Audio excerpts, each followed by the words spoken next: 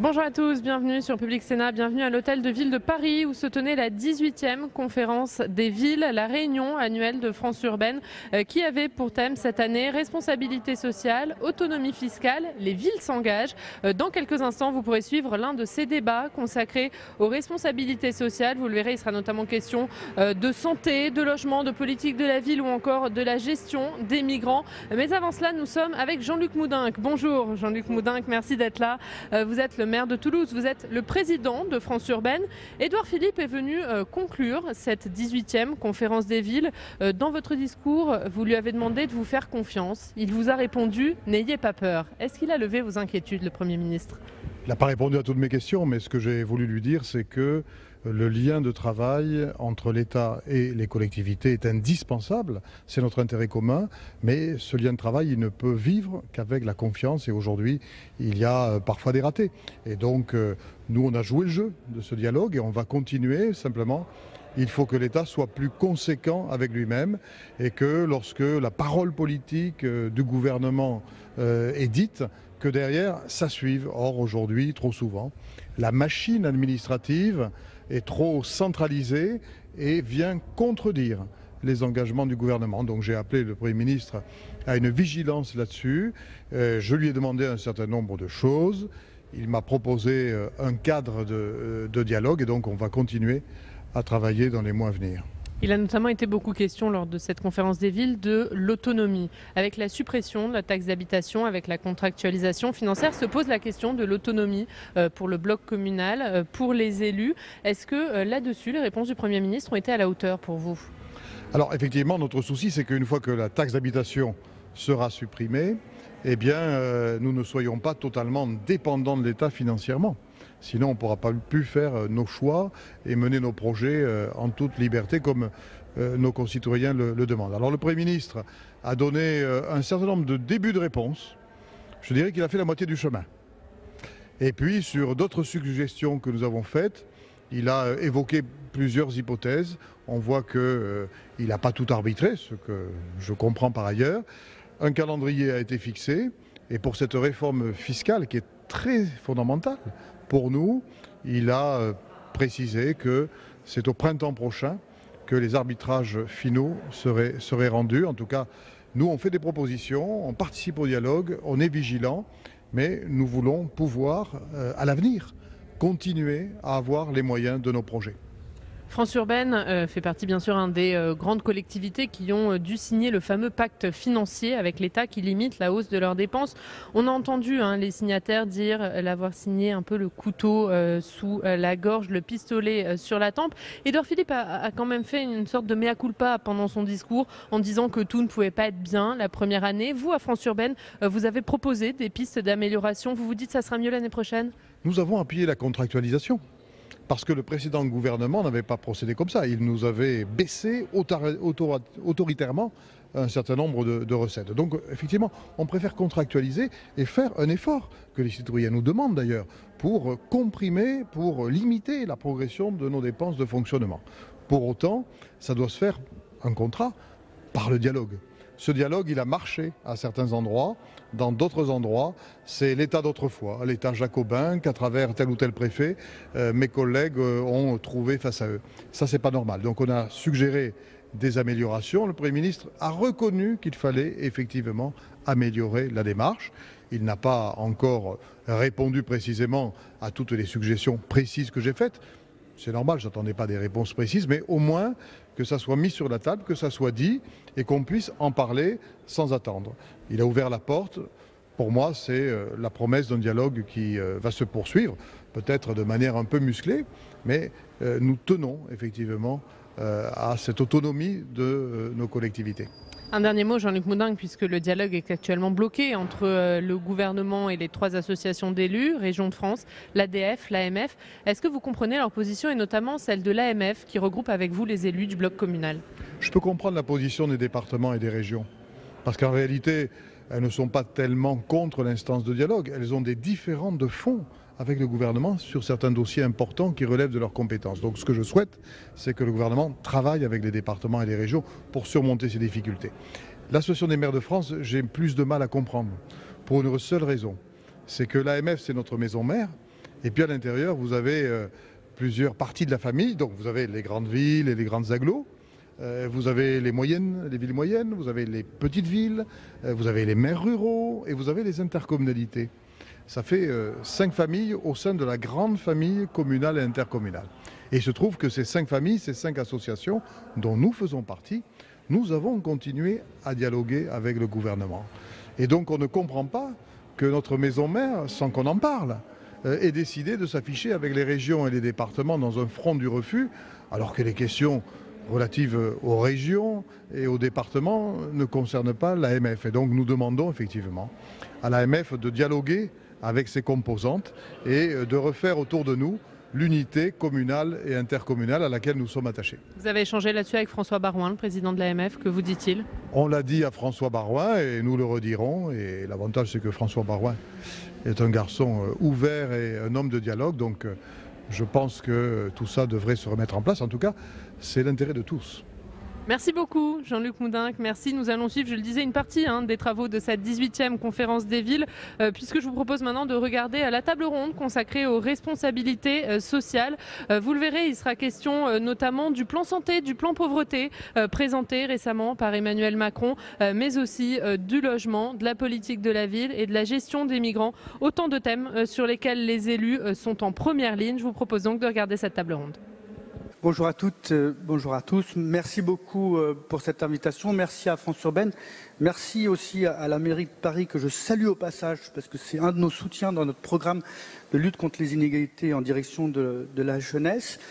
Peut-être que tout le monde ne connaît pas l'Observatoire des inégalités. L'Observatoire des inégalités est un organisme indépendant. Je vous invite d'ailleurs à le soutenir au passage. L'objectif est de faire un état des lieux général de la question des inégalités et pas seulement territoriale. J'ai une deuxième casquette, je travaille aussi pour un bureau d'études nantais qui s'appelle Le Compas, qui travaille plus spécifiquement sur ces données-là. Et depuis plusieurs années, effectivement, on a essayé d'animer avec des moyens relativement réduits ce débat sur la question des inégalités territoriales et de la localisation de la pauvreté. Ce débat est un débat compliqué. Il est déjà compliqué de se mettre d'accord sur ce qu'on appelle la pauvreté.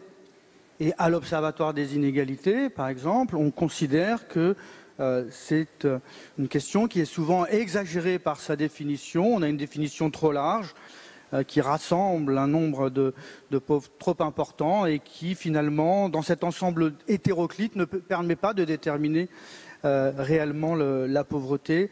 On est très souvent dans ce débat entre la dramatisation des enjeux d'un côté et de l'autre côté la relativisation. Et il n'est pas facile de faire la part des choses.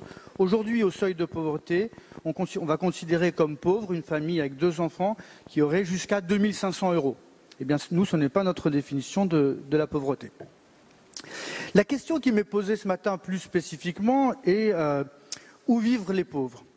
Et sur cette question, pendant très longtemps, et je suis content d'être aujourd'hui ici avec France Urbaine, mais on a eu le sentiment d'être un peu isolé dans le débat, tant on avait l'impression que la pauvreté s'était enfuie des villes et avait empli la France périurbaine et rurale. Et on a essayé, avec des moyens relativement modestes, de montrer que ce n'était pas aussi simple. Le Compas, le bureau d'études pour lequel je travaille, a été le premier en 2012 à publier des taux de pauvreté dans les villes. Jusqu'en 2012, pour vous rappeler de ça, on ne connaissait pas les taux de pauvreté à l'intérieur des villes. Le débat était très fermé, il y avait cette idée reçue que la pauvreté était bien loin des villes. Et voilà, en travaillant ce sujet, en travaillant les données, on a réussi à montrer, à donner quelques éléments dans le débat pour montrer que effectivement cette pauvreté est très très loin du pavillonnaire et du monde rural. Quelques données sur le sujet qu'on a rappelé. Les 2/3 des plus pauvres, dont 31% et 31% dans les villes et 33% dans les banlieues, vivent dans ces grandes villes. Les 2/3 des personnes les plus pauvres, 16% vivent dans l'habitat périurbain, 7% dans les villes petites et moyennes et 10% dans le monde rural, dont 5% dans le monde rural isolé. Je pense qu'il faut rappeler ces données pour construire un débat appuyé sur des faits. et pas simplement sur des effets de manche, comme c'est souvent le cas dans notre pays, où on aime bien la belle rhétorique. Je ne vais pas vous donner toutes les données sur tous les chiffres, mais le taux de pauvreté dans les villes-centres est de 20%. Le taux de pauvreté dans le périurbain est de 12%. Il y a de la pauvreté, bien sûr, dans le périurbain, mais remarquez l'écart. On a travaillé spécifiquement sur la ville de Paris, bien avant de connaître les données officielles de l'INSEE, mais en regardant ce qui se passait dans ces quartiers de cette belle ville de Paris. Je rappelle à ceux qui n'ont pas forcément en tête la population de Paris que chacun des grands arrondissements est l'équivalent d'une grande ville de France. 18e, 19e et 20e, c'est 200 000 habitants. Donc, pour certains, ça peut paraître une ville moyenne, mais en tout cas, dans la ville où j'habite, qui s'appelle la ville de Tours, par exemple, c'est l'équivalent c'est même plus grand que la ville de Tours. À l'intérieur de ces arrondissements, on a des quartiers, quand on regarde dans le détail, on va retrouver des taux de pauvreté qui dépassent les 40-50%, qui sont du niveau, finalement, des villes du nord de la France, d'une ville comme la ville de Roubaix. Ce système, on le retrouve dans toutes les grandes villes de France. On peut les prendre les unes après les autres, même si certaines sont plus aisées que d'autres. On va toujours retrouver dans ces grandes villes des taux de pauvreté qui sont très élevés et qui sont parfois dans le cœur même de la ville. Le bon exemple, c'est Marseille qu'on connaît, mais dans bien d'autres villes, on a ça, ou à Tours d'ailleurs aussi, et parfois en très proche du centre. Alors, une fois qu'on a, il me semble, démontré que la pauvreté se logeait à l'intérieur des villes, il faut se poser la question de pourquoi est-ce qu'on a cru finalement à cette idée d'une France périphérique et rurale à l'abandon. On y a cru pour plusieurs types de raisons. D'abord, à mon sens, pour des mauvaises raisons. La première, c'est une très grande ignorance de la cartographie et de la densité. Quand vous avez une carte devant les yeux, pensez toujours à qui vit dans cette carte et combien d'habitants il y a sur ces territoires. Un grand nombre de cartes n'ont pas beaucoup de sens car elles surestiment très grandement les populations du monde rural. Et ça, c'est très important. Et beaucoup de commentateurs, ignorants de la densité, se sont laissés piéger par des taux de pauvreté élevés dans des espaces où il y avait très peu d'habitants. Il y a aussi eu des enjeux politiques. Et là, il ne faut pas avoir de naïveté. Certains ont clairement montré du doigt les populations immigrées et étrangères des cités, qui profiteraient, je cite approximativement, mais du processus dit de métropolisation. Je vous invite à venir voir le quartier du Sanitas à l'intérieur de Tours, voir comment on profite bien du processus de métropolisation, pour montrer du doigt ces profiteurs de la métropolisation et montrer de l'autre côté une pauvre France blanche des pavillons et du monde rural. Ça, c'est les mauvaises raisons. Il y a aussi des bonnes raisons. Et c'est vrai qu'il y a une forme peut-être de réaction par rapport à l'isolement d'une France aisée, vraiment du cœur des grandes villes, de certains quartiers, qui a du mal à comprendre ce qui se passe autour d'elle. C'est vrai que la France a eu pendant longtemps du mal à comprendre la situation des couches moyennes en panne d'ascension sociale de cette France périurbaine, avec des formes de mépris social par rapport à cette France des villes moyennes et du pavillonnaire, et pour son mode de vie. Et ça, c'est une réalité qui, si ce n'est pas une France martyrisée, étranglée de ses couches moyennes, il y a de réelles difficultés dans ces catégories-là. Enfin, j'ai dit que, en proportion, la pauvreté était d'abord située dans les grandes villes. Évidemment, il ne faut pas oublier la pauvreté rurale. Ce n'est pas parce qu'elle est minoritaire qu'il faut l'oublier, et en particulier la pauvreté des personnes âgées. D'une certaine façon, on met sur le même plan des formes de pauvreté qui n'ont que de très peu de choses à voir. Ce n'est pas la même chose que d'être pauvre à 20 ans, que d'être pauvre à 70 ans, en termes de capacité à sortir de la pauvreté. Et il y a une pauvreté rurale importante de femmes, en particulier de femmes d'agriculteurs, et une pauvreté durable, structurelle, qui est importante. Alors, j'ai évoqué cette question de la pauvreté périphérique. L'autre extrême aujourd'hui, il y a un effet de balancier, c'est la pauvreté des quartiers prioritaires. On est passé du tout au tout en très peu de temps, et avec une forme de misérabilisme de ces quartiers. Ces quartiers sont face à des difficultés, on l'a dit tout à l'heure, considérables. Le taux de pauvreté de ces quartiers est supérieur à 40%. Simplement, ces quartiers ne veulent pas dire grand-chose, puisqu'on trouve aussi bien des quartiers de 1500 habitants qu'au nord-est de l'agglomération parisienne, des quartiers de plus de 100 000 habitants. Massivement, ces quartiers sont les quartiers des grandes villes qui, quelle que soit leur couleur politique, ont pris en charge une partie du logement social des couches pauvres à partir des années 50, 60, on le sait bien. Et il ne faut pas tomber dans le misérabilisme par rapport à ces quartiers où il y a tout un travail qui a été fait, notamment de rénovation urbaine. Simplement, si le taux de pauvreté de ces quartiers est très élevé, il faut toujours garder en tête que ces quartiers prioritaires ne représentent que 10% de la population. Ne représentent que 10% de la population et en gros un quart des populations pauvres. C'est-à-dire que les politiques qui s'adressent uniquement à ces quartiers ne touchent toujours qu'un dixième de la population et un quart des populations pauvres, et donc laissent de côté le quart des populations pauvres, les trois quarts des populations pauvres qui vivent en grande partie dans les banlieues autour de ces quartiers effectivement en difficulté. Voilà, j'ai déjà dépassé mon temps de parole. Si j'ai quelques instants pour dire les enseignements que je retirerai de tout ça, à l'évidence, c'est dans les villes et dans les banlieues qu'il faut agir en priorité.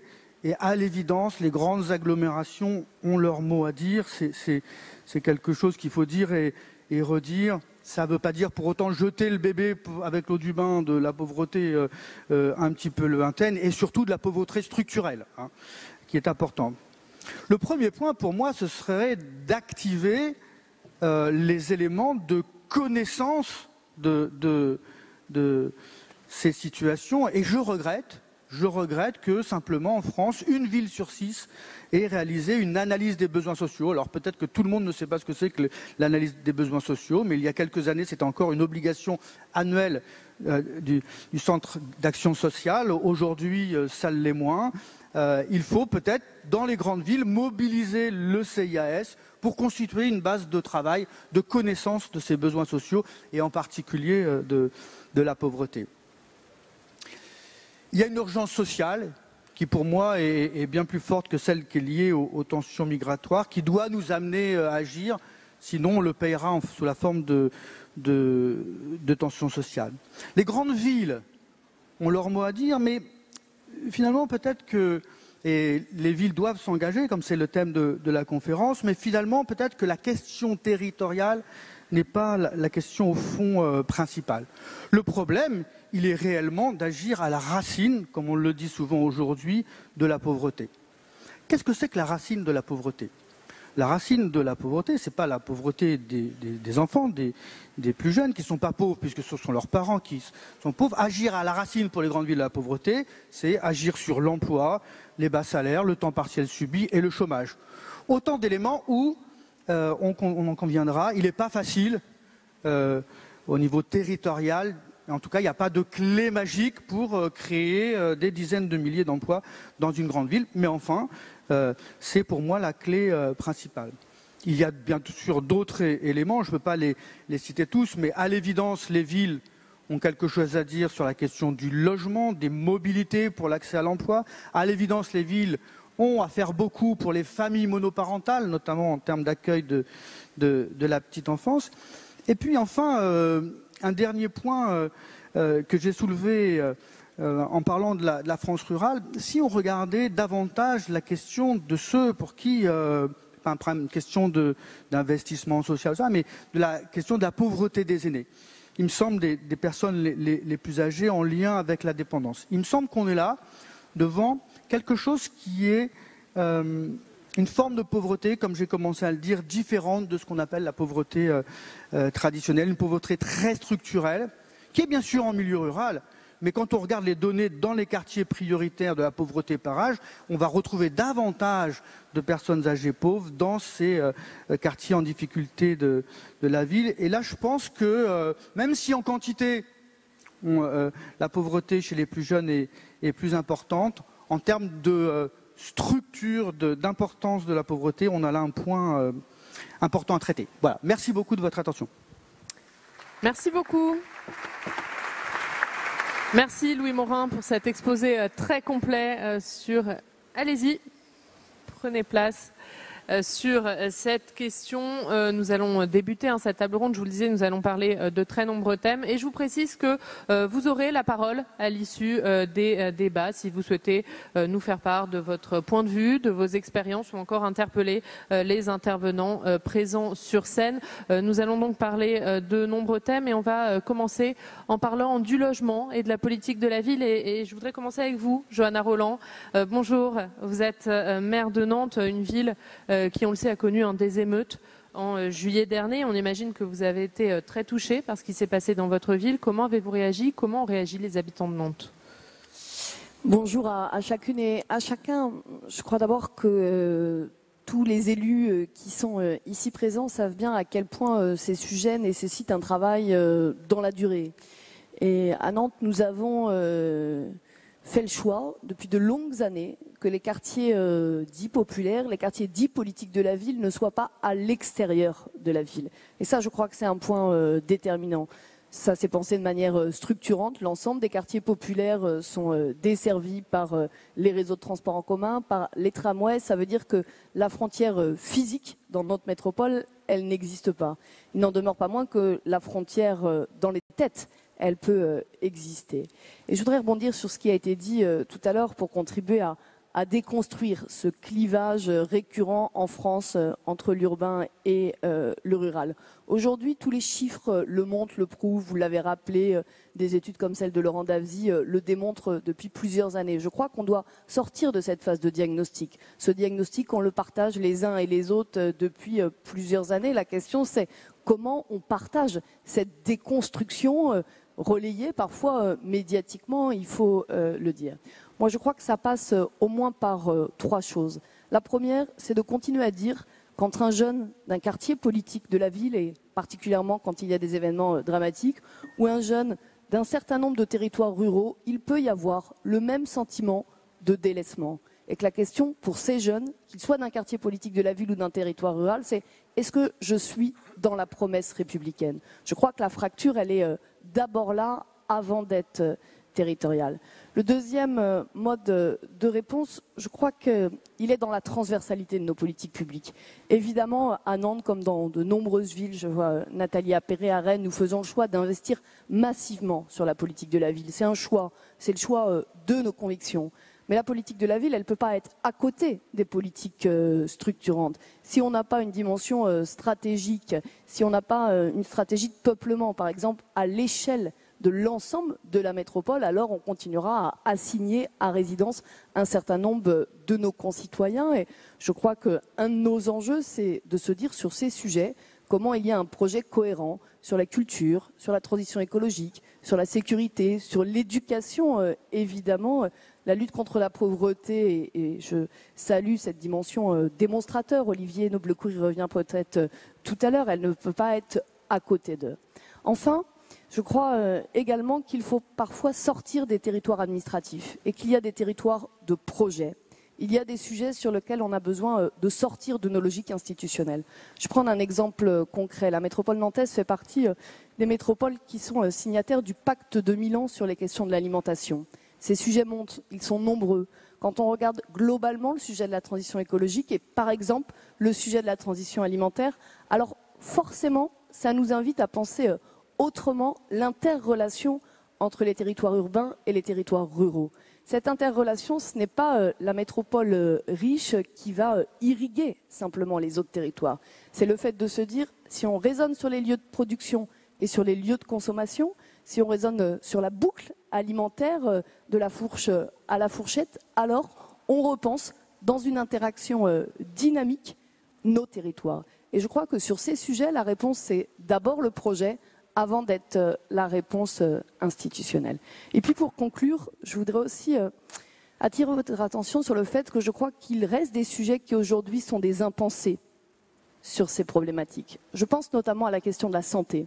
La question de la santé, elle est première pour chacun de nos concitoyens.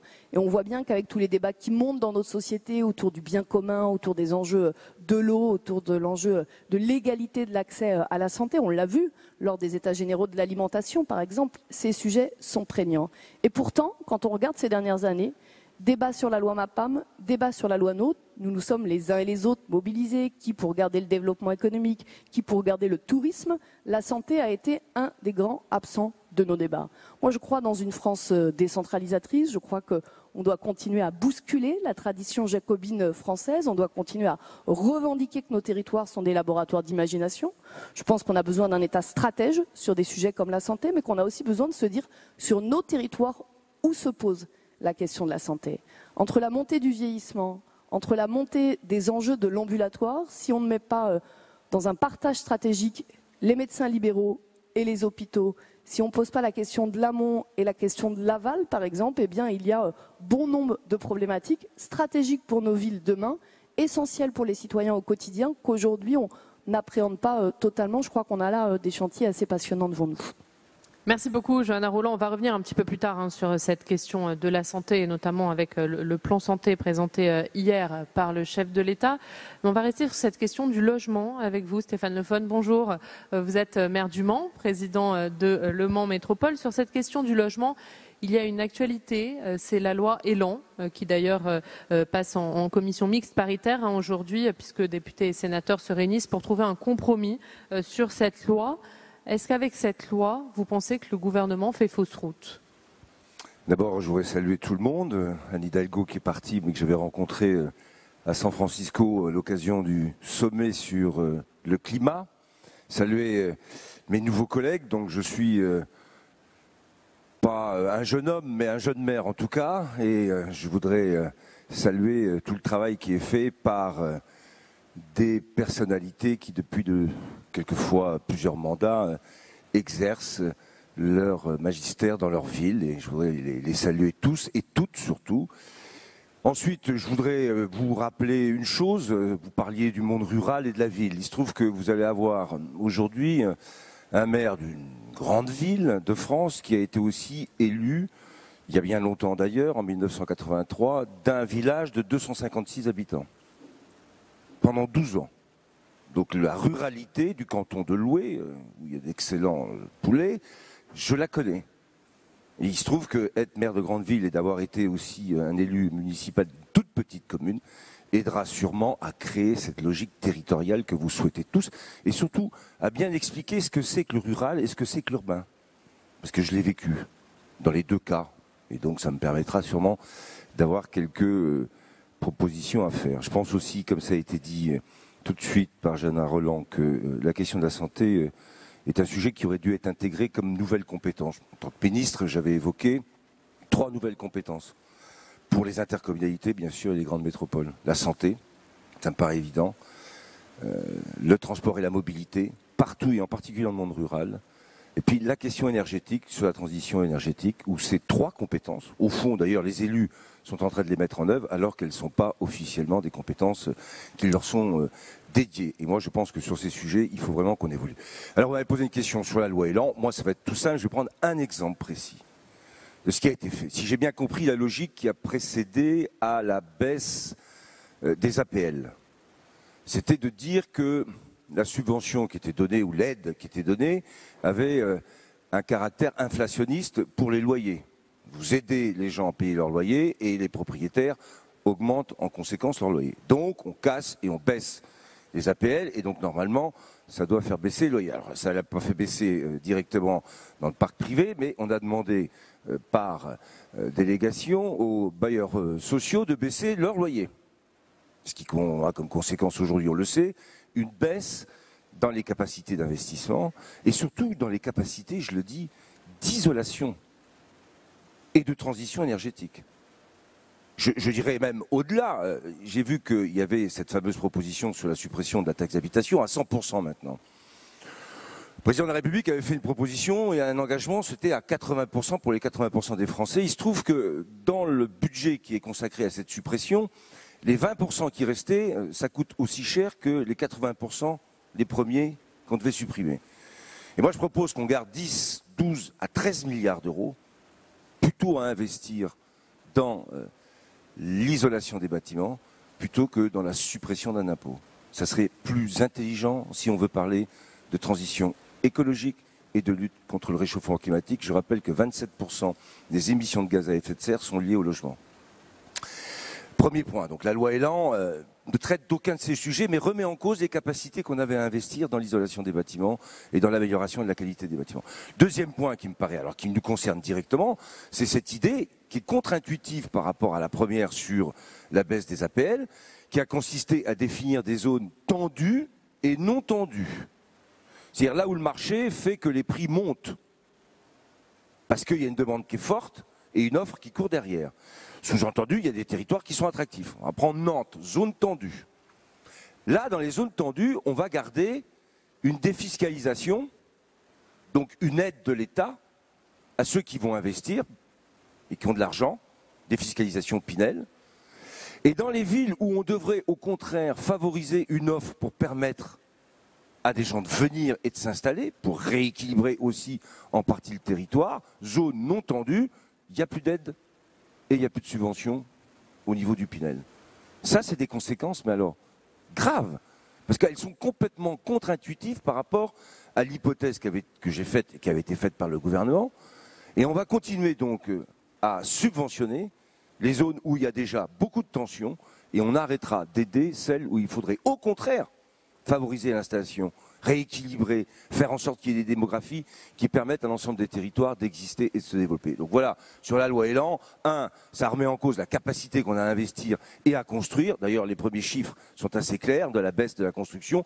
2, il y a quelque chose qui est complètement incohérent, c'est qu'on va continuer à mettre de l'argent là où il y a déjà beaucoup de tensions sur le logement et à ne plus en mettre là où il faudrait au contraire favoriser la construction. Donc, pour résumer, vous m'avez compris, si on pouvait la changer, ça serait très bien. On a bien compris. Juste Stéphane Le Foll, je vous demande de garder la parole parce que comment du coup dans ce contexte, eh bien, vous pouvez mener des politiques de logement ambitieuses et surtout bien rendre le logement abordable pour tous? Dans ce contexte, qui n'est donc pas facile, en tout cas je l'ai découvert, comment on va faire? On va essayer d'abord sur le bailleur social qui est Le Mans Métropole Habitat, de conforter sa situation. Alors je ne sais pas quel a été le résultat de la CMP sur le nombre de logements nécessaires. Il n'a pas encore eu lieu, donc je ne suis pas encore rassuré. Donc on va donc conforter notre bailleur social. On va essayer aussi de trouver le moyen d'équilibrer ce que va être le logement qui va être à destination de l'accès social avec ce qui doit être aussi la capacité qu'on a à avoir une trésorerie et une situation financière solide. C'est l'objectif qu'on se fixe pour les 2 ans qui viennent. Puis deuxième ou troisième point, ça va être aussi des choix qui vont consister en termes d'architecture et d'isolation des bâtiments à continuer à investir dans ce que je disais tout à l'heure pour permettre à la ville du Mans d'acquérir et de développer son parc de logements. Sur le privé, la vraie difficulté sur les promoteurs, c'est ce que je disais tout à l'heure sur le Pinel. Mais là, c'est indépendant. Et donc, on est obligé de trouver des solutions aujourd'hui pour pouvoir dynamiser une construction alors qu'elle est fragilisée par la remise en cause, je l'ai dit et je l'ai expliqué tout à l'heure, au travers de la question des zones tendues et non tendues, des avantages fiscaux qui étaient donnés à ceux qui veulent investir dans l'immobilier. Voilà, moi, ce que je vais essayer de faire, en tout cas, et d'avoir comme stratégie et comme objectif. Merci Stéphane Le Foll. Johanna Rolland, je reviens vers vous puisque le 16 juillet dernier a été signé le pacte de Dijon. Alors le pacte de Dijon, c'est un pacte signé entre l'État et France Urbaine qui a pour objectif de fonder une nouvelle méthode de travail entre l'État et les collectivités et qui rappelle donc les responsabilités réciproques dans plusieurs domaines, dont le logement. En quoi ce pacte, selon vous, Johanna Rolland, il peut faire progresser les territoires et mieux coordonner les interventions publiques pour plus d'efficacité? Moi, je voudrais d'abord saluer la démarche qui avait été initiée sur ce pacte parce que je crois qu'elle a 2 enjeux et 2 atouts majeurs. la volonté de fédérer et la volonté de clarifier. La volonté de fédérer d'abord, puisque nombre de territoires ont signé cette proposition de pacte de Dijon, et puis la volonté de clarifier. Je voudrais prendre deux exemples concrets sur lesquels je crois néanmoins qu'il nous reste, dans le dialogue avec l'État, quelques clarifications à poursuivre. Le premier, d'une nature financière. Chacun le sait ici, nous sommes soumis à ce qu'on appelle la trajectoire A1-2. Quand l'État nous demande d'ouvrir, de dédoubler des classes de CP ou de CE1 dans les quartiers populaires, je crois que c'est une belle mesure. C'est une mesure audacieuse, je le dis clairement. Moi, je l'ai fait avec enthousiasme dans ma ville. Quand par contre l'État, dans le même temps, impute les dépenses afférées à cette décision à la trajectoire de dépenses, alors là, je crois que quand on évoque le fait de clarifier dans le pacte de Dijon, il nous reste un peu de travail à mener. Je voudrais prendre un deuxième exemple des sujets sur lesquels je crois que nous pouvons continuer à progresser et dire un mot, puisque quand on évoque le logement, à Nantes en ce moment, on ne peut pas ne pas avoir une pensée pour la question compliquée des migrants. Le sujet des migrants, c'est d'abord le sujet du droit d'asile. Quand vous écoutez aujourd'hui le directeur général de l'OFPRA, il exprime des choses très fortes sur ce sujet. Les villes sont mobilisées. Nous avions signé une tribune qui rassemblait toutes les sensibilités politiques il y a quelques mois. Je le dis aujourd'hui clairement, dans la ville que je dirige, je dois mobiliser aujourd'hui 1 million d'euros de fonds publics, avant même ce qui va se passer dans les jours et les semaines à venir, parce que les maires sont en situation de responsabilité de fait sur un sujet sur lequel ils n'ont aucune compétence légale. Et heureusement, pour le coup, que sur ce sujet, nous n'avons pas de compétence légale. Parce que heureusement que la question du droit d'asile, elle doit être continuée à penser à l'échelle nationale. Je fais partie de ceux qui considèrent qu'elle doit aussi être pensée à l'échelle européenne. En tout cas, sur ces sujets, je crois que le pacte de Dijon a permis des avancées. Il a permis d'avancer aussi dans des logiques de contractualisation au service des projets. Je crois que la première étape du pacte de Dijon est gagnée. C'était l'objectif lancé par Jean-Luc Moudenc et François Rebsamen de fédérer. La deuxième étape, qui consiste à clarifier, je crois que nous devons continuer à discuter. Merci Johanna Roland. Nous allons revenir sur cette question de la gestion des migrants un petit peu plus tard dans cette table ronde. Mais nous allons passer à la seconde partie de cette table ronde consacrée à la santé, aux solidarités et à la lutte contre la pauvreté, des sujets en plein dans l'actualité avec la présentation hier du plan santé et jeudi dernier du plan pauvreté. Et justement, nous allons commencer sur ce sujet avec vous, Olivier Noblecourt. Bonjour, merci d'être avec nous. Vous êtes délégué interministériel à la prévention et à la lutte contre la pauvreté. Et à ce titre, vous êtes la cheville ouvrière du plan pauvreté présenté la semaine dernière par le président de la République. Alors ce plan était très attendu, il était initialement prévu avant l'été, il a finalement été reporté. On en a beaucoup entendu parler la semaine dernière. Mais est-ce que vous pouvez nous en résumer les grandes lignes et la philosophie ? Oui, merci. Bonjour à toutes et à tous. Je voudrais juste à mon tour saluer l'ensemble des élus présents, vous dire que la vie est parfois capricieuse et c'est particulier pour moi d'être devant vous en représentant de l'État après un parcours essentiellement d'élu local et dans la fonction publique territoriale. On a une opportunité avec cette stratégie nationale de lutte contre la pauvreté de faire bouger le curseur de politiques sociales qui sont à l'échelle nationale largement en échec sur la situation de la pauvreté dans notre pays, et pour lesquels vous avez, en tant qu'acteur de première ligne de front de l'action sociale, construit de longue date de nombreuses réponses, de nombreuses solutions. La volonté du président de la République, c'est de sortir d'un modèle social qui aujourd'hui fait d'abord prévaloir l'accompagnement monétaire et l'accès à des prestations monétaires pour aller vers un modèle qui privilégie les politiques de prévention, donc d'attaquer en effet les phénomènes de pauvreté à la racine, d'attaquer les nouvelles formes de pauvreté, mais on dit nouvelles depuis 20 ans, donc elles n'ont plus rien de nouveau et vous les connaissez parfaitement en tant qu'élu de terrain, les familles monoparentales, la situation des enfants, la situation des migrants, ça a été dit, et en même temps de réinvestir dans des politiques d'accompagnement social, d'accompagnement vers l'emploi, qui ont été très largement atrophiées ces dernières années, tout simplement parce que les politiques publiques ont été étouffées par l'augmentation notamment des dépenses sur les aides individuelles de solidarité. Et vous le savez, les villes, les métropoles, les départements encore plus, les marges de manœuvre sur le terrain ont été très largement réduites.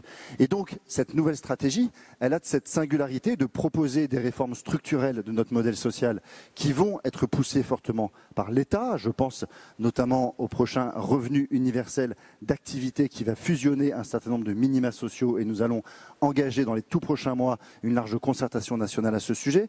Je pense à cette dimension, je vais y revenir, d'État garant d'un service public de l'insertion qui vise à créer enfin un vrai droit à l'accompagnement pour tout un chacun dans notre pays demain.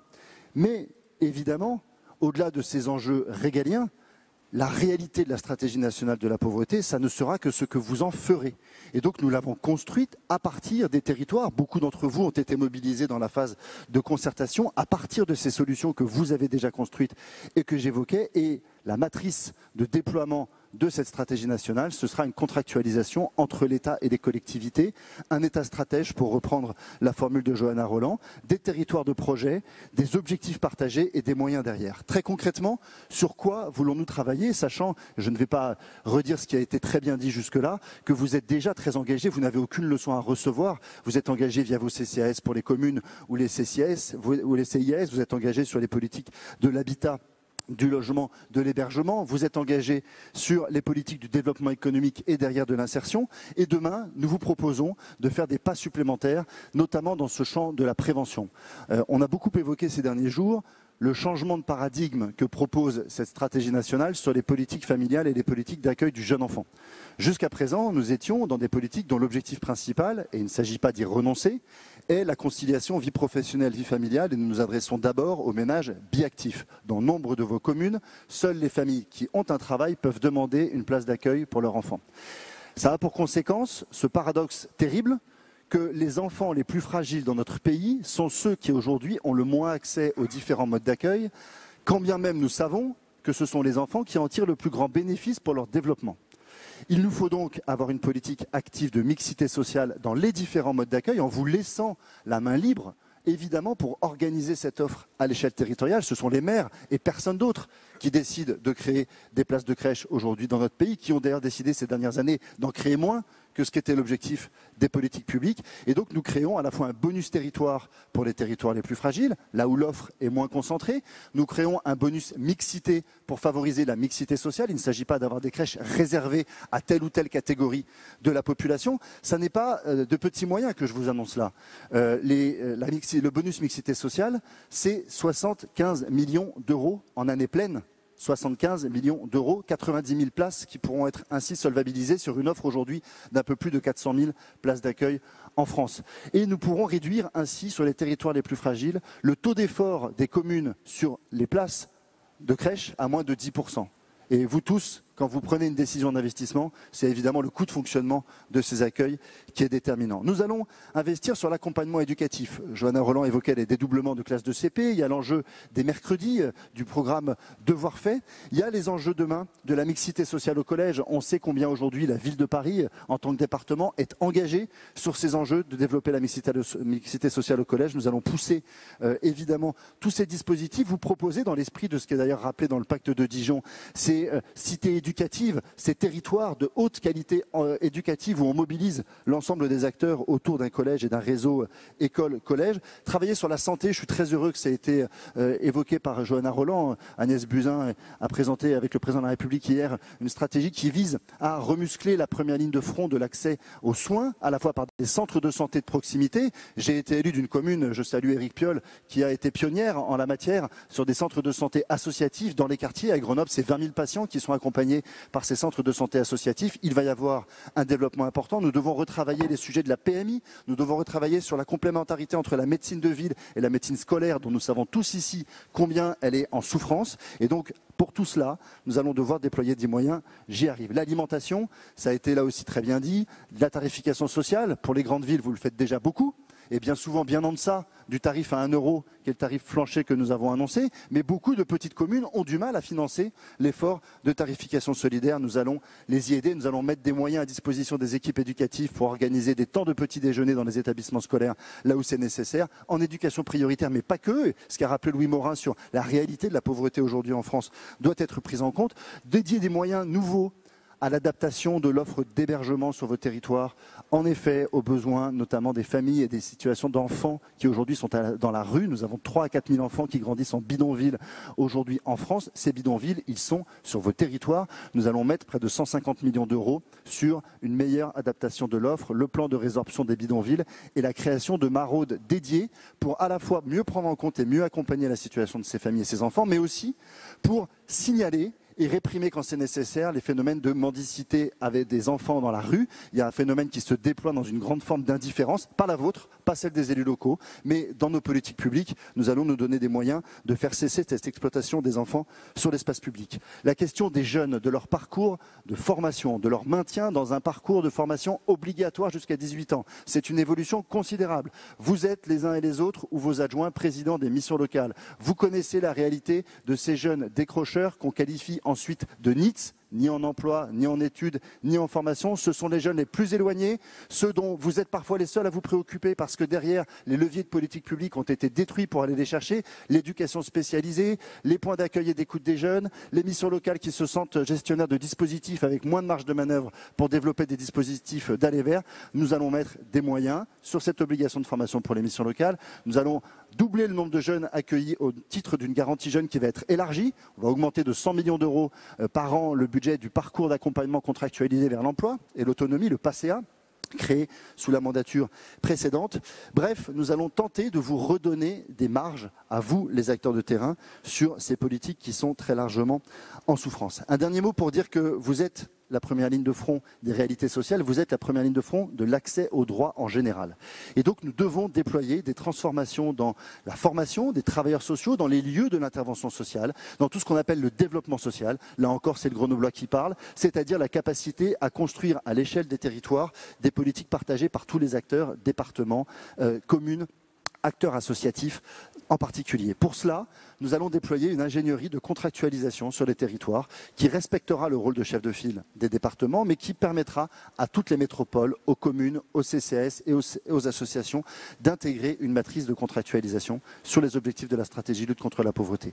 Très clairement, nous allons consacrer au départ 250 millions d'euros par an à un fonds de contractualisation qui élargira, pour celles et ceux qui le connaissent, le FAPI, le Fonds d'appui aux politiques d'insertion, sur les politiques que je viens d'évoquer, mais aussi sur celles que vous choisirez localement. Il y aura une formule, d'une certaine manière, une matrice qui sera commune à tous, et puis derrière, vous aurez à votre main la possibilité d'enrichir cette matrice de contractualisation. Nous sommes dans la volonté humble, patiente, parce qu'il n'y a pas de grand soir dans l'action sociale, il y a un parcours forcément au long cours, mais nous sommes dans cette volonté humble et déterminée de construire une autre relation entre l'État et les collectivités. Nous n'avons pas à vous dire comment faire, nous avons à définir ensemble des objectifs et des moyens, et nous avons à vous donner plus de marge, plus de liberté, et derrière, une exigence collective que le président de la République a rappelée.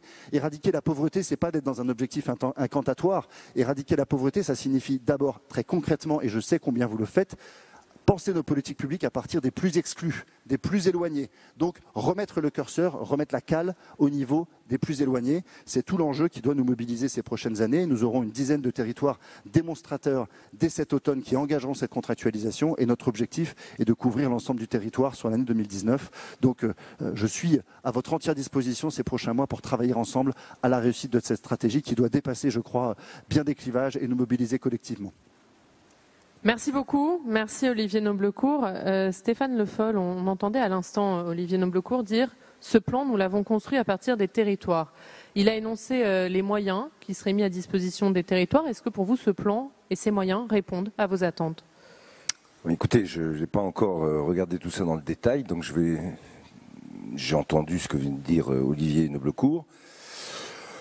Il y a des choses qui sont sûrement positives. Je pense en particulier à tout ce qui peut être lié à la partie éducation. Je voudrais juste faire part du fait que si on n'a peut-être pas très bien pas assez bien expliqué ou géré les 4 jours et demi, que d'être revenu à 4 jours en concentrant encore un peu plus les devoirs sur moins de jours de classe par an, même si on dédouble certaines classes où il y a des difficultés, je crains que notre éducation nationale et notre pays ne soient pas placés dans nos enfants ne soient pas placés dans les meilleures conditions pour pouvoir rattraper quelquefois des retards que nous avons sur d'autres grands pays. Bon. Alors après, oui, bien sûr, sur la question de la santé, j'y viens.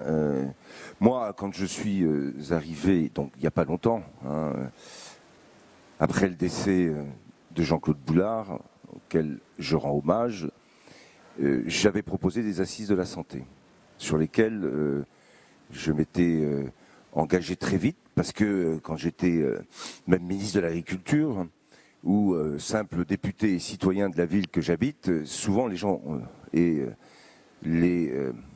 mes voisins m'interpellaient sur la question de la santé. Là, par rapport au rural, on laisserait penser qu'il y a des déserts médicaux que dans le monde rural. Il y a aussi dans le monde urbain et dans les grandes métropoles des gros sujets liés à cette démographie médicale qui ne cesse en avançant, de nous mettre dans de grosses difficultés. Dans le canton où j'habite, moi, au Mans, là, sur le canton ouest, il y avait 6 médecins il y a 15 ans, il n'y en a plus que 2 et qui ont plus de 60 ans tous les 2. Donc, j'avais pris, comme je vous l'ai dit, comme engagement les assises de la santé, avec un objectif, c'était quel territoire de santé, comment on maille le territoire, en particulier avec des centres de santé, des maisons pluridisciplinaires de santé, et puis des organisations de médecine libérale qui se font aussi avec une coordination, ce qui correspond, d'après ce que j'ai compris, aux objectifs qu'a fixé Madame Buzyn. Deuxième point, l'hôpital du Mans, le GHT aussi à l'échelle du territoire de la Sarthe, donc il va falloir qu'on travaille de manière collective. La recherche et la formation, on a une première année de médecine, il faut qu'on développe notre stratégie sur ces sujets et sur la question de la recherche avec ce que nous faisons et ce qui est fait au niveau de l'université, en particulier sur le lien entre santé et sport, c'est très important. Et puis il y a aussi la télémédecine qui avait été lancée aussi par Jean-Claude Boulard à l'échelle du pays, sur lesquels on va se coordonner et mettre les atouts que nous avons en cohérence. Et puis, il nous reste à traiter la question des spécialités, celles qui nous manquent en particulier, qui sont très importantes. Et ces assises vont avoir comme objectif justement de fédérer des énergies qui existent, d'organiser le territoire, parce que ça c'est de la responsabilité, me semble-t-il, des intercommunalités, avec quelque chose qui correspond, en tout cas pour ce que j'en ai compris, aux objectifs qui ont été fixés hier ou avant-hier sur le plan santé. Après, il reste quel financement, quels sont les aides et quels sont les moyens qui seront donnés au niveau des ARS, ça on en discutera. Mais la question de la santé, socialement aujourd'hui, c'est un sujet qui me semble-t-il est majeur, en particulier pour des villes, dans les grandes métropoles aussi, et pas simplement dans le monde rural. Alors nous allons continuer à parler de ce plan santé présenté hier matin par le chef de l'État avec vous, André Rossineau. Bonjour, vous êtes le président de la métropole du Grand Nancy, secrétaire général de France Urbaine et vous êtes coprésident de la commission santé France Urbaine AMF. Qu'est-ce que vous en avez pensé, vous, de ce plan santé ? Je vais vous raconter une anecdote. Les premières réunions de cette commission mixte, en quelque sorte, entre les plus grandes villes et le monde divers, mais notamment rural, on entendait des élus dire « moi je suis allé dans tel pays de l'Est hors de prix chercher un médecin pour lui dire de venir travailler chez moi », où nous avons cofinancé ou financé une maison médicale, mais hélas, elle reste encore à moitié vide. Donc aujourd'hui, il y a une rupture d'égalité républicaine, une rupture aussi dans la manière de travailler ensemble. Moi, je plaide pour la République des territoires, c'est-à-dire les valeurs républicaines d'un bout à l'autre du territoire, quelle que soit la situation géographique, sociétale. Et ça, c'est notre premier combat. Ensuite, comment travailler ensemble ? Parce que le vieux manichéisme, monde rural, monde urbain, périurbain, le découpage, si vous voulez. Aujourd'hui, on doit réfléchir à transcender ces difficultés, arrêter d'opposer et pour travailler sur l'avenir et l'avenir immédiat parce que c'est urgent. Il faut bâtir des alliances entre les territoires, entre les différents types de territoires. Et ces alliances, elles reposent sur quoi? D'abord la volonté de faire ensemble, autour de nos villes, et je ne devrais pas utiliser ce terme autour, dans l'environnement de nos villes. Nous avons des structures, nous avons toute la France aujourd'hui est dans une intercommunalité. Il n'y a pas une commune qui ne soit pas dans une intercommunalité. Alors c'est le début, ça fonctionne plus ou moins bien. Quelquefois le périmètre s'est rentré au chausse-pied avec le préfet, mais aujourd'hui cela existe. Et il faut faire confiance et il faut faire fonctionner ces intercommunalités. Il faut qu'elles arrivent à la notion d'intercommunalité de projet. Et comme nous avons aussi des projets, nous pouvons à ce moment-là avoir un dialogue respectueux, un dialogue franc, direct, et à ce moment-là, dans la mesure du possible, passer des contrats. Et c'est cette vision aujourd'hui d'une France qui doit se renouveler, se connaître, aller au-delà des périmètres départementaux, des périmètres d'arrondissement, tout ça. Ça c'est vraiment la vieille France. Et on est sur une vision aujourd'hui d'unité républicaine, de pratique républicaine, de respect et surtout de contrat. Et moi, je me réjouis de voir que l'État commence à s'engager. Alors, je ne sais pas si ça s'est fait en cachette de Bercy ou pas, ce noble cours, tous mes compliments en tout cas, à s'engager dans cette notion de reconnaissance de la diversité des territoires, de leur force, de leur légitimité. Et je crois que c'est un enjeu profondément de valeurs républicaines, parce qu'il faut aussi qu'avec la différenciation des politiques, des contrats, des moyens, je ne sais pas d'où vous sortez tous ces sous, mais enfin pour le moment ils sont annoncés et on sera très exigeant sur leur mise en œuvre, parce que je crois que sur ces sujets, on ne peut pas avoir une activité purement politicienne. Deuxièmement, sur la santé. Moi, je suis médecin de formation. Plus jeune, il m'est arrivé de me batailler pour la médecine de groupe. Monsieur le délégué général du Conseil de l'Ordre, je me faisais alors gentiment rappeler à l'ordre, si vous permettez cette expression, parce que j'étais un dangereux gauchiste. Et cette approche des choses... Il faut jamais... Puis en vieillissant, des fois, on se laisse aller un peu comme ça. Là, ça s'est vérifié pour tout. Et là, c'est la vie. Et c'est valable pour tout le monde. Donc cette idée aujourd'hui qu'il faut libérer l'organisation de la santé, des professionnels. Écoutez, nous avons des ARS et des carcans. Des carcans. Il faut revisiter tout ça. Hein, vous vous rendez compte quand vous êtes le patron d'un grand CHU, vous ne pouvez pas parler vous-même avec ceux qui ont les clés, c'est-à-dire le budget et la santé. Il faut passer par l'ARS. Ensuite, il y a un comité Déodule dont je vais vous donner le nom, qui s'appelle le Copermo. Alors il y a des hauts fonctionnaires, des finances, de la santé, etc., un directeur de cabinet qui anime tout ça, et ils sont inaccessibles et ils refusent systématiquement tout dialogue. Donc on voit bien qu'aujourd'hui, la santé, ça coûte cher, mais c'est mal organisé. On a une véritable révolution territoriale à faire au niveau de la santé, et je voudrais saluer, Monsieur le délégué général, votre président, parce qu'il a écrit un ouvrage remarquable. C'est-à-dire, c'est la première fois qu'on va parler d'alliance des territoires, des professionnels de santé et des pouvoirs publics. C'est cette vision-là, aujourd'hui, qui est la bonne. Je me passionne pour ces questions parce que nous sommes là sur un problème de société, parce que la santé, je peux vous dire qu'à tout moment, ça peut venir. Et quand vous êtes pauvre, c'est encore plus difficile de se soigner. C'est-à-dire que la santé rejoint le social, le sociétal, l'éducation et en gros aujourd'hui touche tous les mondes, quels qu'ils soient.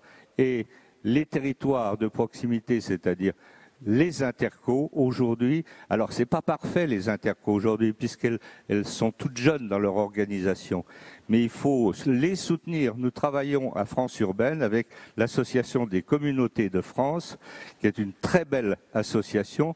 Il n'y a pas d'idée préconçue, on travaille sur l'avenir et c'est aujourd'hui, alors c'est toujours difficile pour le maire de grande ville, le président de métropole, etc. Mais il faut abaisser les barrières. Il faut aller aujourd'hui sur le terrain et il faut aussi aider les intercos et surtout on peut cofinancer des projets d'études. On est là dans le respect, on est là aussi dans la recherche de solutions concrètes. Or, ce qui est en train de se passer sur la santé aujourd'hui, que je salue très haut et très fort le travail qui est en route, c'est pas parfait, mais il y a un couvercle qui est soulevé. Il faut faire attention, il y aura des retours de bâton, là, les ARS, les hauts fonctionnaires, etc. Même à la santé, il y en a. Et par conséquent, il faut être vigilant. Donc là, France Urbaine va s'engager à fond sur ce dossier de la santé et des territoires. Alors on me dit que l'AMF n'est pas prête, elle ne veut rien faire avant son congrès. C'est bien connu, les congrès de l'AMF, ça sert à faire un peu de bruit, quoi. Mais on ne va pas attendre le congrès de l'AMF. Oui. Moi, je suis gauchiste. Ah oui, mais au congrès de l'AMF, tu verras, tu découvres. On va lui expliquer un peu le mode d'emploi de l'AMF. Moi, j'en ai été secrétaire général, j'en ai été vice-président exécutif, j'en suis revenu. Parce que c'est pas forcément toujours, faut jamais cracher dans la soupe. Mais il y a du progrès à faire. Il y a de la priorité aux projets, aux réflexions. Et si c'est pour avoir tous les ans un congrès qui fait du bruit, dont on annonce que ça va être la der des der, je ne suis pas sûr que ce soit la bonne méthode pour s'occuper de la santé de nos concitoyens. Donc on est là aujourd'hui, il faut saisir absolument. Et dans nos projets de gestion, et je conclurai. Je ne sais pas si c'est définitivement ou pas. C'est pas définitif, je vous redonne la parole. Voilà, attendez, ne me coupez pas dans mon élan. Allez-y. Ah bon?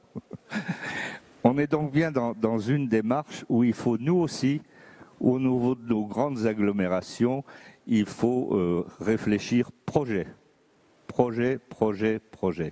Et ensuite, voir comment ça s'organise. Et moi, là, je gère, ce sera ma conclusion momentanée, si j'ai bien compris, santé et bien-être dans la métropole. Santé et bien-être. Et à travers le bien-être, ça peut aller très loin. Ça recouvre le monde de l'écologie, le monde de la solidarité, le monde aussi de l'accès aux soins, au logement, etc. Donc ce sont des choses qui ne sont pas aujourd'hui inscrites forcément dans les textes, dans les tables de la loi des métropoles, mais aujourd'hui où ça change très vite, où il faut avancer, il faut s'emparer des dossiers, il faut les prendre à bras-le-corps, et je vous assure que le monde un peu, quelquefois ringard des retardataires, va vite à courir parce que les élections approchent et ils auront besoin de nous pour faire des projets. Merci André Rossino. Je vous redonne la parole dans quelques minutes. Peut-être un mot d'Olivier Noblecourt, puisque vous l'avez interpellé à de nombreuses reprises. Non, mais simplement, d'abord, je ne veux pas avoir de problème avec Bercy, donc je tiens à rappeler que tout a été fait en parfaite transparence. Que vous ayez les grandes masses en tête, parce que on a l'habitude, quand on est élu local, de voir défiler les plans et les annonces, puis on a le sentiment que jamais ça arrive sur le terrain. Donc, ce coup-là, il va falloir qu'on fasse en sorte que ces moyens vous parviennent directement. Il y a 3 grandes masses.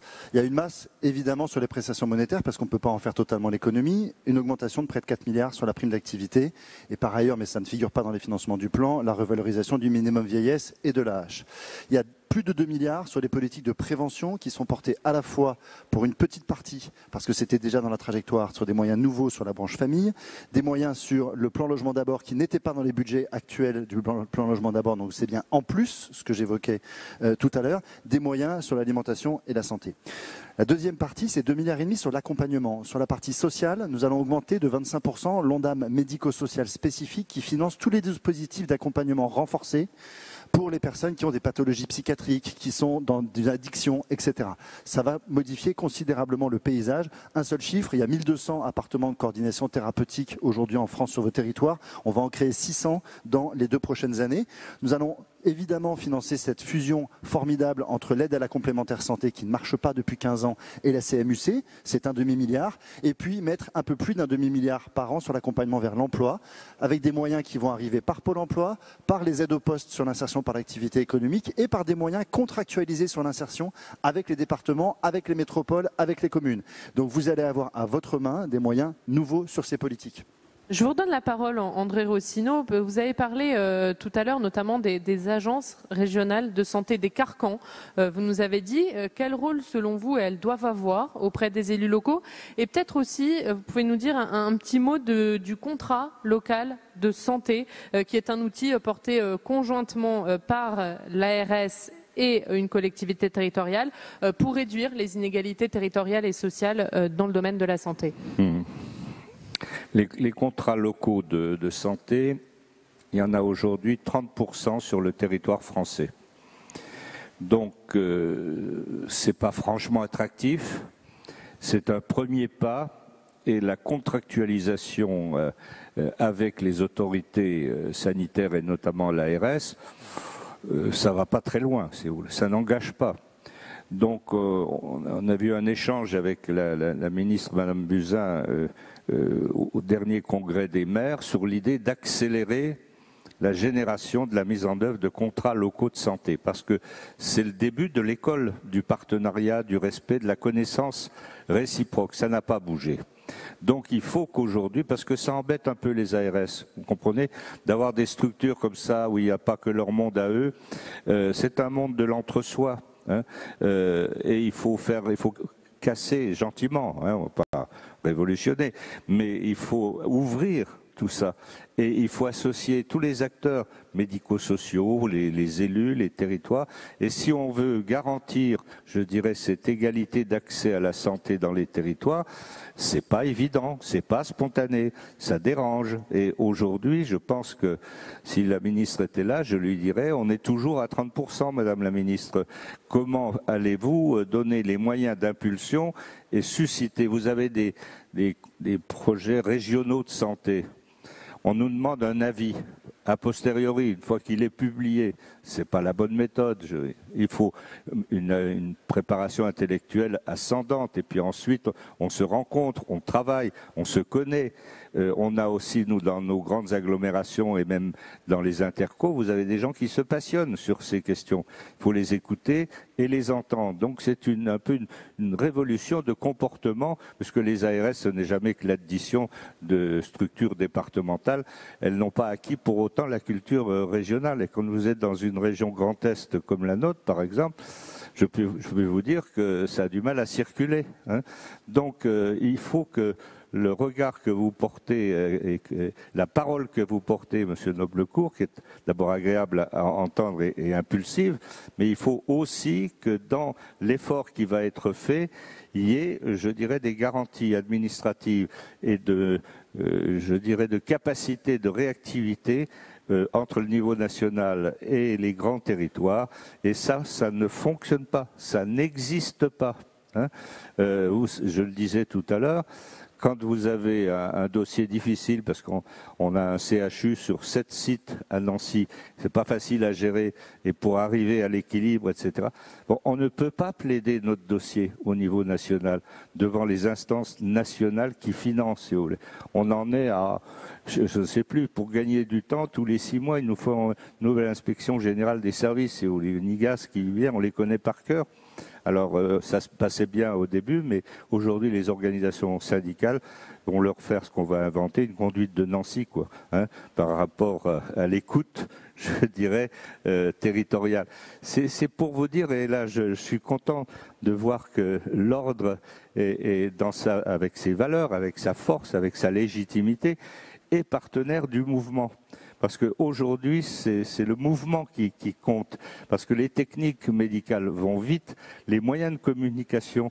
Vous avez aujourd'hui le numérique. Moi, j'ai des copains qui sont des super chefs de service, jeunes retraités, qui mettent au point des techniques de consultation à distance. Bon, tout ça, ça germe partout en même temps. On voit bien qu'il est possible, avec les assistants dont vous parlez, d'ordonnancer, je dirais, des prises de contact, des prises de soins et, je dirais, de bilan qui sont ensuite transmis aux gens dont c'est la fonction, la médecine, et de porter un jugement. Nous avons aujourd'hui, si on le veut bien, on peut faire un mouvement exceptionnel, je dirais, d'adhésion populaire, parce que aujourd'hui, les gens sont en quête je dirais, de technologie, parce qu'ils suivent toutes les émissions et tout ça. Ils se disent, et moi, et dans mon village, comment je vais faire un jour? Et je dirais, avec une espérance de vie qui grandit, l'espérance de soutien et de présence doit être à la hauteur et à la mesure de cette espérance de vie, parce que sinon ça décroche sur le plan sociétal. Et les médecins qui sont souvent débordés, ou les spécialistes, bon, moi dans une grande ville universitaire, j'ai encore des spécialités en ophtalmo, où il faut plusieurs mois pour avoir un rendez-vous. Donc les gens ne trouvent pas ça normal. Et ce n'est pas une politique innovante qu'il faut faire. Elle est en route, mais c'est simplement des preuves d'amour qu'il faut nous apporter.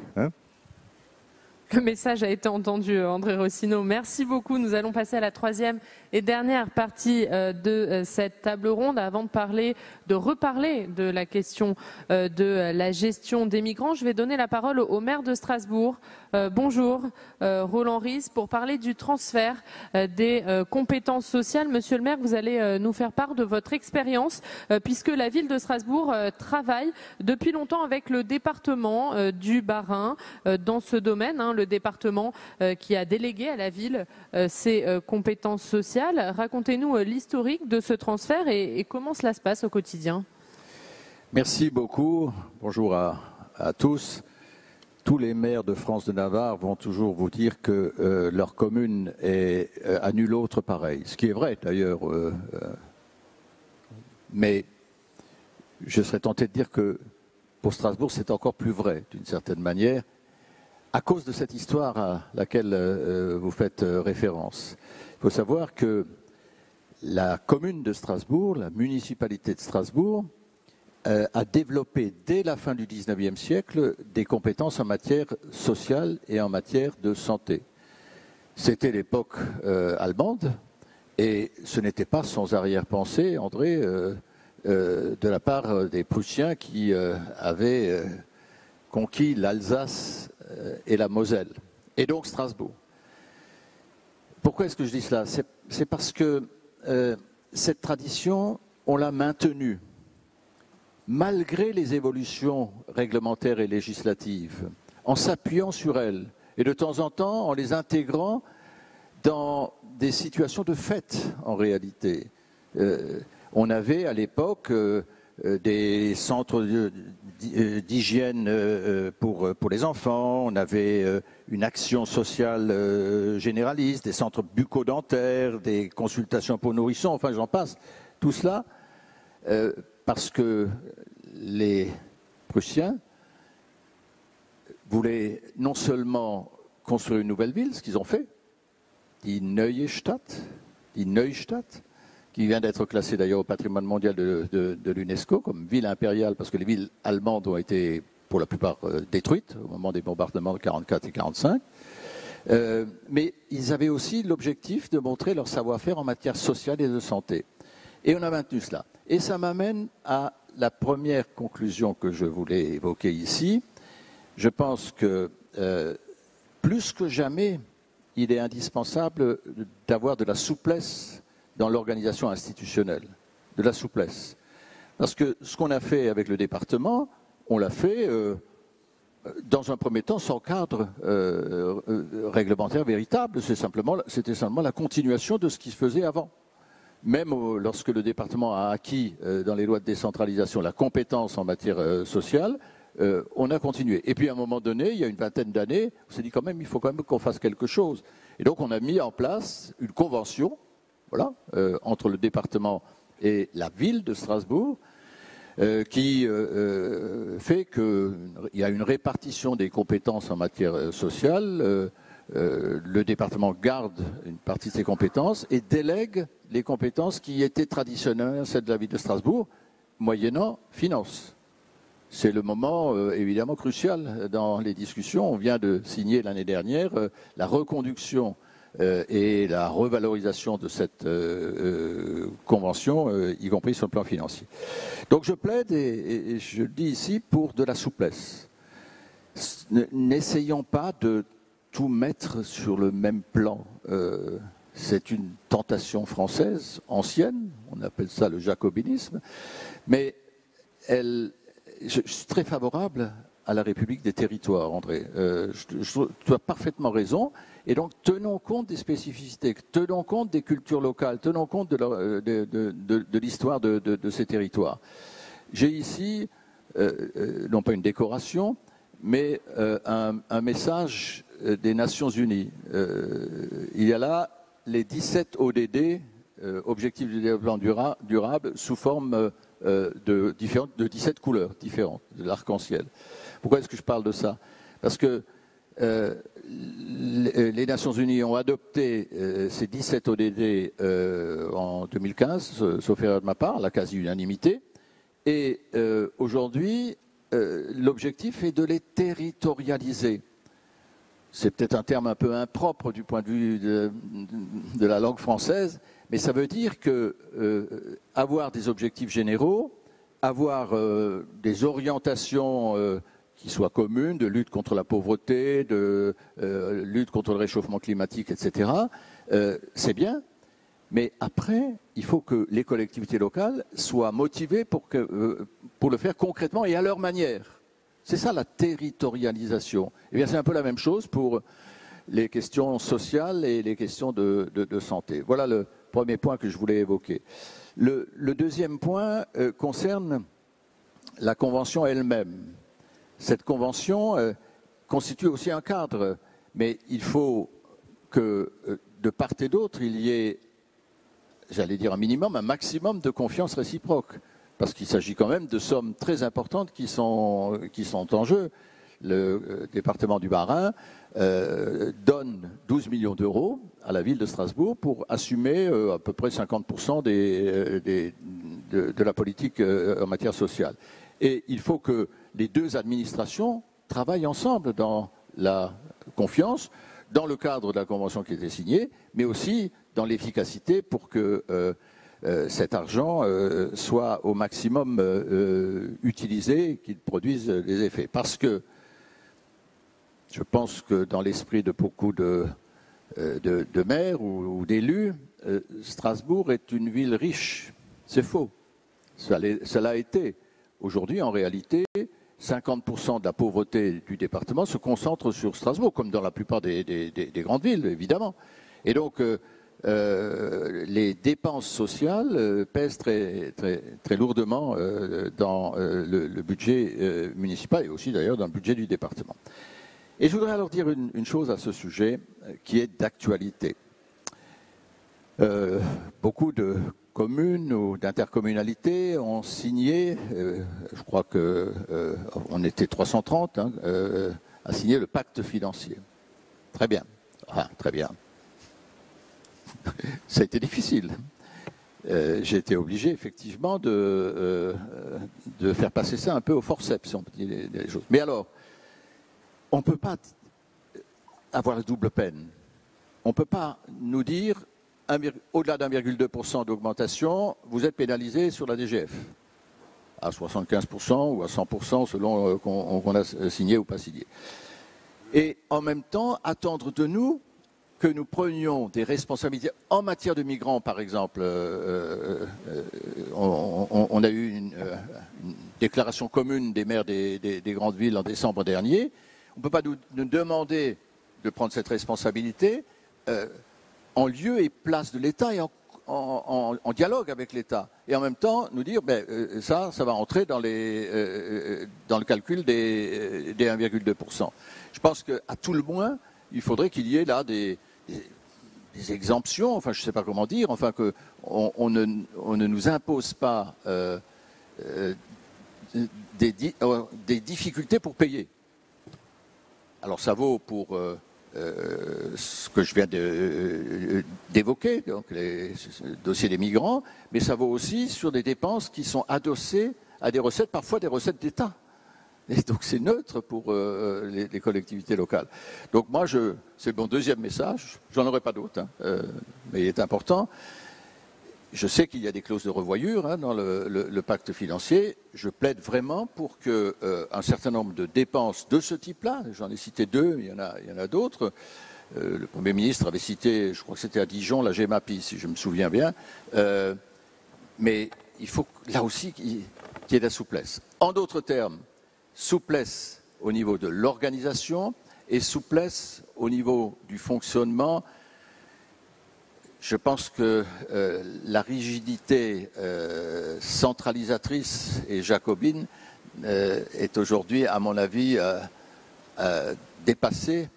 Il faut faire confiance au territoire. D'où mon accord plein et entier avec André Rossino sur la République des territoires, l'Alsace-Lorraine. Bon, ça c'est un autre sujet. Merci. Je vais vous demander de garder le micro, Roland Ries, puisque vous avez parlé de cette question de la gestion de l'accueil des migrants. Ça sera le dernier thème de cette table ronde. Votre ville, Strasbourg, est particulièrement touchée de par son positionnement géographique. Comment vous gérez ce phénomène ? Alors, la première réponse que je voudrais donner à la question posée sous cette forme-là, c'est que la pire des choses, c'est le ping-pong. J'ai rien contre le ping-pong, mais lorsque on se défausse, on dit c'est pas ma responsabilité. Hein. Nous, collectivités locales, on n'a rien à voir là-dedans, donc c'est à l'État de faire, etc.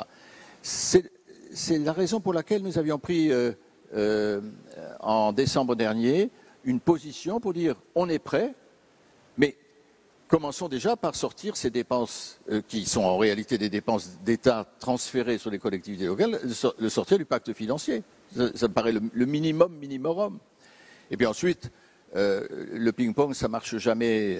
C'est du jeu politicien. Ok, telle majorité au niveau national, telle majorité au niveau communal. On se renvoie la balle. Donc moi, je plaide là aussi pour de la souplesse et une organisation, une répartition des compétences, évidemment avec des chefs de file, mais où chaque collectivité, et notamment celles qui sont plus proches du terrain, ait leur rôle à jouer et qu'on les aide à le jouer. Johanna Rolland, on voudrait vous entendre sur cette question. Vous nous en avez parlé tout à l'heure. Vous nous dites cette gestion des migrants, c'est 1 million de fonds publics pour votre ville, la ville de Nantes. Alors, vous aussi, dites-nous comment vous réussissez à gérer cette problématique pour la ville de Nantes et comment les élus peuvent la gérer. D'abord, je crois que c'est un sujet sur lequel la France ne peut pas transiger, vraiment. Parce que ce sont les valeurs de la France, c'est ce que représente la France dans le monde, c'est ce qu'on a toujours défendu tout au long de notre histoire et bien au-delà des différents gouvernements qui se sont succédés. La deuxième de mes convictions, c'est que ce sujet n'est pas conjoncturel, il est structurel. Donc moi je le dis, je suis aujourd'hui inquiète. Je crois que nous sommes au bout d'un certain regard de la politique d'asile en France et en Europe. Et si on ne change pas de modèle, si on ne considère pas que cette question, elle est structurelle et qu'on a à s'organiser, parce que quand on tergiverse, et Roland le décrivait parfaitement, on vit tous, c'est pas la ville, c'est la préfecture, on a un squat de migrants, on a un campement, c'est inaudible pour les citoyens, parce que quand derrière il y a des gens qui ont pris des risques sur leur vie humaine, c'est inaudible de dire de qui est la responsabilité. Donc je crois que sur ce sujet, il ne faut faire preuve d'aucune naïveté. Je pense qu'aucun maire autour de la table ne fait preuve de naïveté. Mais les villes ne peuvent pas être seules au front sur ces sujets. Ça n'a pas de sens. Ce n'est pas respectueux du rôle et de l'organisation institutionnelle en France. Et je crois que nous faisons le lit des extrémismes et des populismes, parce que quand on tergiverse sur ces sujets, on fait monter le rejet de l'autre, alors qu'on a à regarder, je crois, collectivement, en lucidité, ces questions. Moi, aujourd'hui, j'ai fait le choix, dans la ville que je dirige, d'assumer, de faire, mais de le dire. Parfois, entre nous, on se dit, il faut le faire, mais il ne faut pas trop le dire, parce que ça fait monter le Front National. Je dis les choses de manière très directe. Moi, je crois que sur ces sujets, il faut aussi mener la bataille des idées, mais on a besoin de s'organiser. Et moi, j'ai formulé une demande très concrète, je la réitère aujourd'hui. Oui, on a besoin de plus de places en CADA, les centres d'accueil des demandeurs d'asile, parce que Olivier Noblecourt décrivait tout à l'heure le changement de paradigme. Et dans ce changement de paradigme, il y a le fait que chaque maillon de la chaîne compte. Eh bien, quand les centres d'accueil de demandeurs d'asile sont saturés, quand le logement social n'est pas assez dynamique, c'est les maillons de cette chaîne qui se bloquent et les conséquences dépassent largement la question des personnes en détresse. Olivier Noblecourt, vous voulez réagir? Oui, pour dire combien je partage ce que vient de dire Johanna Rolland. On a vécu tous sur nos territoires le fait que la dichotomie entre l'hébergement d'urgence, l'hébergement d'insertion et l'accueil des demandeurs d'asile ou des populations migrantes avait explosé en vol il y a de nombreuses années maintenant de cela. Et il faut qu'on reprenne en effet à la base les missions de chacun. Il y a une mission d'hébergement d'urgence qui est une mission d'État, qui doit être un hébergement inconditionnel, qui est lié à la situation humaine des personnes, sur lequel, vous le savez, l'État n'a cessé d'augmenter les moyens toutes ces dernières années. Quels que soient les gouvernements, on a toujours fait davantage. Et en même temps, vous avez, vous aussi, toujours davantage de sollicitations. Donc, il y a un problème structurel de lien entre l'hébergement d'urgence et les autres offres d'hébergement. Johanna Rolland évoque les CADA. Moi, je pense que nous pouvons, dans le cadre contractuel que j'évoquais tout à l'heure, retravailler cette question des liens entre l'accueil universel, l'accueil inconditionnel, l'hébergement d'urgence et la mise en place d'accompagnements qui correspondent au parcours d'insertion ou d'intégration des populations dont nous parlons. Ça n'est pas la même chose d'avoir un accueil d'urgence qui après conduit à un CHRS et à une trajectoire d'insertion classique et d'avoir un accueil d'urgence qui conduit après à un CADA ou à un examen de situation administrative. Soyons dignes de nos valeurs et des principes de notre droit sur l'accueil universel, inconditionnel, que l'État qui met des moyens, continue à prendre ses responsabilités, il le fera, et que nous construisions ensemble des solutions pour avoir davantage de logique de parcours. Parce que bien souvent, c'est la thrombose de l'hébergement d'urgence qui crée des phénomènes de sas sur lesquels nous avons du mal à agir ensuite sur les parcours d'insertion. Le cadre, et nous en avons déjà parlé avec Johanna Rolland, mais le cadre d'engagement des métropoles dans la mise en œuvre de la stratégie nationale de lutte contre la pauvreté permettra de consacrer ces moyens que j'évoquais tout à l'heure sur l'adaptation de l'offre d'hébergement, sur l'accompagnement à ces situations et en particulier ces situations profondément inacceptables, et vous êtes encore une fois parfaitement conscient de cela, de ces enfants à la rue. Nous avons des nouveaux moyens pour agir et un cadre contractuel qui fera droit aux enjeux de différenciation territoriale que vous avez évoqués. Merci beaucoup Olivier Noblecourt. Peut-être pour conclure un dernier mot de Stéphane Le Foll sur cette question de la gestion des migrants. Pour rebondir sur ce que disait Johanna Rolland, est-ce que pour vous l'État accompagne assez les collectivités et les maires sur ce sujet? Parce qu'on en est vécu il n'y a pas très longtemps. D'ailleurs, ce que je constate, c'est qu'il y a une partie de l'hébergement qui est renvoyée sur les municipalités, à condition qu'elles aient été capables de se préparer pour pouvoir le faire. Et sinon, on constate malheureusement qu'ensuite, ça conduit à ce qu'il y ait des personnes dans la rue. Et ce souci, je le crois, ça a été rappelé, comment dirais-je, il est une obligation de gestion coordonnée, collective, d'abord à l'échelle européenne, puisque je pense que là, les récents événements nous montrent qu'on a besoin de coordonner cette politique de migration, de droit d'asile, et que Dublin, tel qu'il a été conçu, les accords de Dublin doivent être changés à mon avis. Puis après, il y a une coordination à avoir sur l'accueil, sur la manière dont on le gère entre l'État et les municipalités. Et pour ce que j'en vois aujourd'hui, c'est qu'on a des fermetures aujourd'hui de nuits d'hôtel possibles qui étaient financées par l'État et qu'on se retrouve, nous, et j'ai eu à gérer ça il y a 10 jours, avec le sujet de ne pas laisser des familles dans la rue. Donc ça mérite effectivement qu'il soit mis un peu d'ordre dans tout ça et surtout qu'on ne se renvoie pas des responsabilités mais qu'on cède collectivement. Et pour l'instant, pour ce que j'en vois, je l'ai dit, il y a plutôt un désengagement lié financier au niveau de l'État, de la préfecture de la Sarthe en tout cas, et la commune et la collectivité est dans l'obligation d'essayer de trouver des solutions, ce qui n'est pas facile. Et ce qu'il faut avoir comme temps pour pouvoir réadapter les hébergements nous demandera, pour ce qui me concerne en tout cas, un peu de temps d'ici la fin de l'année, mais il faut qu'on aille vite en même temps. Voilà pour cette table ronde sur les responsabilités sociales qui était l'un des thèmes de cette 18e conférence des villes, la réunion annuelle de France Urbaine qui se tenait à l'Hôtel de Ville de Paris. Public Sénat continuera bien sûr de vous faire vivre les congrès des grandes associations d'élus. Rendez-vous la semaine prochaine à Marseille pour suivre le congrès des régions de France et en attendant, très bonne journée à tous sur Public Sénat.